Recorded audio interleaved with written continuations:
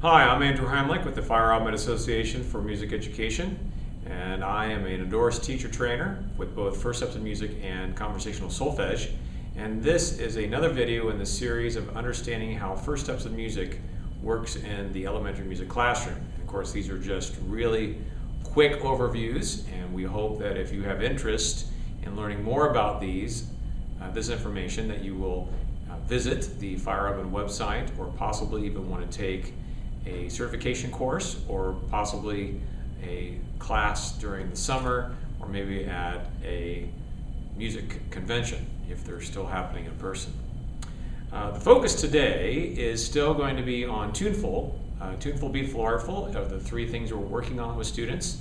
And today is tuneful, which is specifically regarding Arioso. And for a lot of people, when they learn about First Steps in Music and learn about the 8 parts, the Arioso component is one that people are very timid about, because we're asking the students to improvise. The term Arioso comes from opera, and it's in between recitative and aria. So recitative is where you maybe have 2 or 3 pitches that are used, more of a talking matter, still sung with instruments being played by the pit and the orchestra. And aria, of course, is a very elaborate melodic piece that has form to it. So Arioso is kind of in between those two. And this is an opportunity where students can create their own melodies that are more than just 2 pitches back and forth, like so me, but not quite as much as creating their own true melody with form and, tonic, dominant, modulation, and so forth. Even though that does sometimes happens where students are able to do that. So just as we ask students to make up their own sentences with language, the idea here is we're asking them to create their own music. And they obviously can't do that unless they already have a vocabulary. So that's why it's so important to do all the other things, finding their singing voice, fragment singing, simple songs. So they're building a repertoire of melodies in their head so that when you ask them to create something, they have something that they can pull from. And there are a couple things that we want to make sure that we're doing when we have this Arioso experience in the classroom. Number one is have some kind of context, in the sense of creating a location in the room, or maybe a person or a puppet, explaining that when we're in this location, Arioso land, Isle of Arioso, maybe a chair where you sit and the students come around you, is where you only sing. Only singing happens there. Or maybe you have a puppet, Senor Arioso, or something that way, where when that person comes out, or that puppet, they only sing. And if you talk to them, they don't understand what you're saying. A game that you could talk about is that you've visited Arioso land, or wherever this magical place that you've talked about with the students, and just say that sometimes I forget that I'm in Arioso land, and you start singing in the middle of class and then singing directions, and they'll say, you're doing it, what am I doing? Oh, I'm singing. Because sometimes young children, when you're saying poems, think that you're singing, because it's rhythmic and it might rhyme. And so by making it very clear that we're using our singing voice might help them when that time comes. So when you start Arioso, the first thing you want to do is have them create melodies with no text. So it's a neutral syllable. You can do things like puppets. Here's a cow puppet I have. And the first thing, before I get too into what I'm doing here, is you're going to model for a long time, for a month. And you might be, before you get to the puppet, is you might just do things like, I talk like this. And you give them the microphone and make sure that they echo you. I talk like this. I sing like this. I sing like this. Now, sometimes as a male teacher, if I notice that the students are singing too low, I'll switch up into my falsetto. I sing like this. I sing like this, or whatever.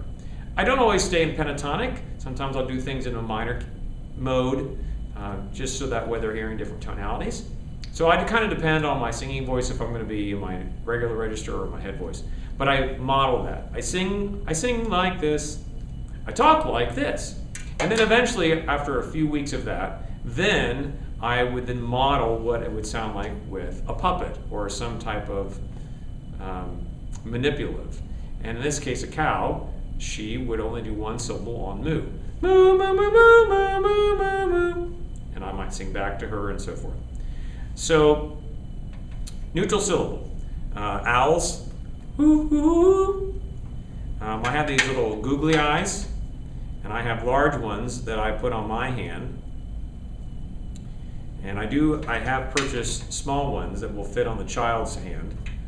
And then I demonstrate how these can sing to each other. And just for me, I'm going to have them sing on the word Lou. I call this Lou, and this is Lulu. So Lou and Lulu are singing back and forth to each other.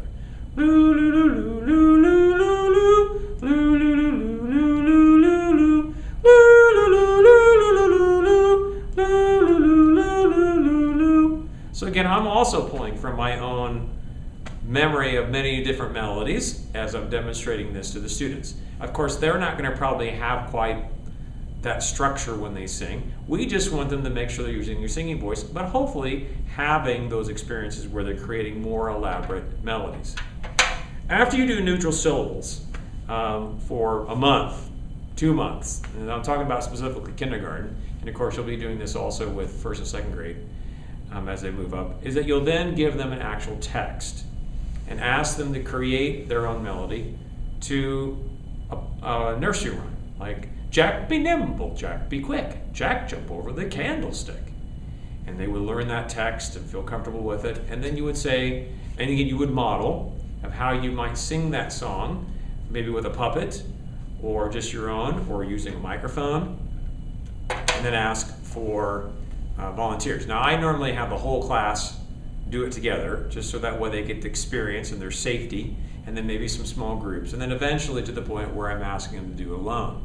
Again, weeks, months of doing that. In fact, I probably would not get to the third stage until first grade. So kindergarten, first semester, mostly neutral syllable, then maybe second semester after we get back from the break, still neutral syllable, and then get into giving them a text that they would improvise on. And then eventually, first grade, after we reviewed all that, especially with having new students, is then where they get to create their own text. And that's hardest, because not only do they have to come up with the melody ideas, they also have to come up with the words. So, sing me 3 things you ate for lunch. Sing me 3 things about your family.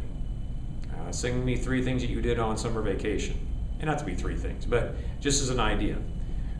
There are these things called story cubes that have pictures on them that are used for writing prompts in the classroom. I have a digital version of that on my iPad that I can put up on my screen, and I'll shake the dice and pictures come up, and students can pick those pictures and make up a story that they have to sing. So much more complicated with that, but the idea is that improvisation. And then, if you continue to use the Feierabend approach and get into conversational solfege, in second grade or third grade, depending on when you get to mi, re, do, and you're asking students in step 5 to create their own solfege patterns, then they've already had this experience of creating their own melodies. Of course, that is very free, where in your conversational solfege, you're specifically focused on certain pitches, mi, re, do, and then adding so, and then adding the la, and so forth. But they've had that experience from kindergarten, first grade, second grade, of creating their own melodies.